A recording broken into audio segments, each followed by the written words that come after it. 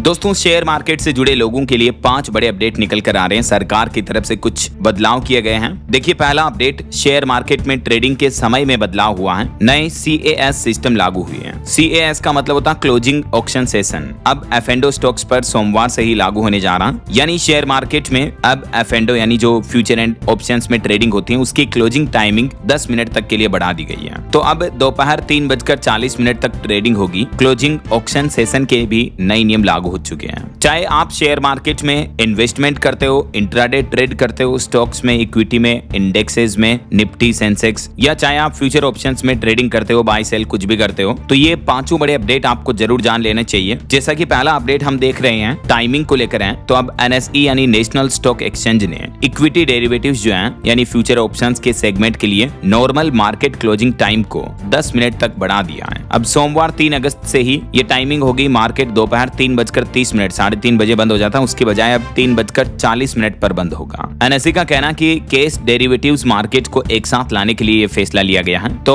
NSE द्वारा जारी circular के मुताबिक इक्विटी डेरिवेटिव कॉन्ट्रैक्ट्स के लिए नॉर्मल मार्केट क्लोजिंग टाइम को अब 3:40 तक के लिए बढ़ा दिया। एक्सचेंज ने बताया कि इसके अलावा जो अन्य सेशन टाइमिंग्स हैं जैसे कि प्री ओपन सेशन और ट्रेड मॉडिफिकेशन विंडो वगैरह, इनमें कोई बदलाव नहीं होगा। तो क्लोजिंग ऑक्शन सेशन क्या है और ये कैसे काम करता है, CAS जैसा कि मैंने आपको बताया। इसके अलावा स्टॉक फ्यूचर्स के ऑपरेटिंग प्राइस रेंज में बदलाव पर भी अब आपको नोटिफिकेशन मिलेगा। इस बारे में डिटेल्स भी आप चेक कर सकते हैं। क्लोजिंग प्राइस कैलकुलेशन का तरीका नहीं बदलेगा, लेकिन समय बदल चुका है और मॉक ट्रेडिंग सेशन में टेस्टिंग कर सकेंगे ब्रोकर्स इस नई टाइमिंग के लिए। तो अब जो फाइनल क्लोजिंग ऑक्शन होगा वो किस तरह से काम करेगा, दोपहर 3:15 से 3:20 तक, 3:20 से 25 तक और 25 से 30 तक, इस बारे में डिटेल्स भी आप चेक कर सकते हैं। तो पहला अपडेट तो ये रहा। इसके अलावा देखिए दूसरा अपडेट, एक रिपोर्ट सामने आ रही कि बीते सप्ताह जो शेयर बाजार में तेजी देखने को मिली, इस वजह से भारत की टॉप 10 कंपनियों में से 9 की मार्केट वैल्यू, मार्केट कैप जो है वो लगभग 2.5 लाख करोड़ रुपए तक बढ़ी है, जिसमें बजाज फाइनेंस टॉप गेनर रहा जिसकी वैल्यू 80,000 करोड़ रुपए तक बढ़ी। HUL यानी हिंदुस्तान यूनिलीवर की वैल्यू थोड़ी घटी है।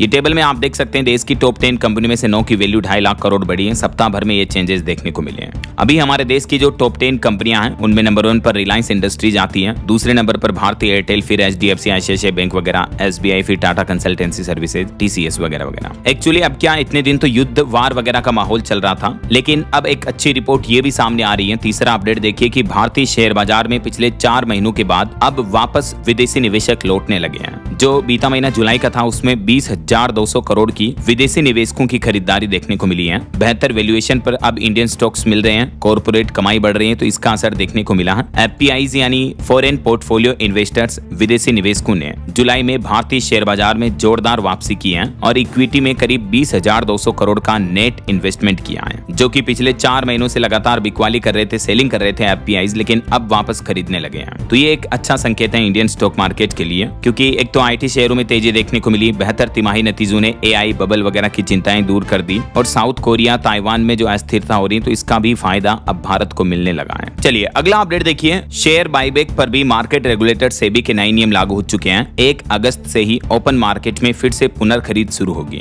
नए नियमों के बायबैक 66 कार्य दिवस में पूरा होगा और 15% की सीमा लागू रहेगी। पहले ओपन मार्केट बायबैक पर रोक लगी थी और अब सेबी ने इसमें क्या बदलाव किया है, इस बारे में डिटेल्स भी आप चेक कर सकते हैं। तो शेयर मार्केट के निवेशकों के लिए खुशखबरी यह है कि इस महीने अगस्त से ही स्टॉक एक्सचेंज के जरिए दोबारा बायबैक, शेयर बायबैक जो शुरू हो चुका है। मार्केट रेगुलेटर सेबी की तरफ से खुद ये बड़ा ऐलान किया है और इसकी अधिकतम सीमा 66 दिन तय की गई है। इसके अलावा देखिए डीमेट में रखे म्यूचुअल फंड यूनिट्स के लिए भी सेबी ने SWP और STP की सुविधा शुरू कर दी है। SWP का मतलब सिस्टमेटिक विड्रॉल प्लान और STP का मतलब सिस्टमेटिक ट्रांसफर प्लान। तो जो लोग म्यूचुअल फंड, SIP वगैरह में इन्वेस्टमेंट करते हैं उनके लिए मार्केट रेगुलेटर सेबी की तरफ से नई सुविधा शुरू की जा रही है और ये सुविधा आपको 2 चरणों में मिलेगी। डिपोजिटरी की भूमिका और समय सीमा अलग अलग होगी। मार्केट रेगुलेटर सेबी के मुताबिक इस सर्कुलर के प्रावधान तत्काल प्रभाव से लागू माने जाएंगे। तो ये म्यूचुअल फंड, SIP वालों के लिए भी नए नियम लागू हो चुके हैं। ये स्टॉक मार्केट से जुड़े टोटल 5 बड़े अपडेट रहे। उम्मीद आपको जरूर जानने मिले होंगे। क्या दोस्तों आप भी शेयर बाजार में निवेश करते हैं या ट्रेडिंग करते हैं, F&O वगैरह इंट्राडे में, कहां कैसे, कमेंट करके बताएगा जरूर। और आगे भविष्य में भी अगर आप Indian stock market news updates वगैरह देखना चाहते हो तो कमेंट में यस DLS भाई अवश्य लिखना, ताकि मैं आपको आगे आने वाले फ्यूचर के अपडेट्स भी बताता रहूंगा।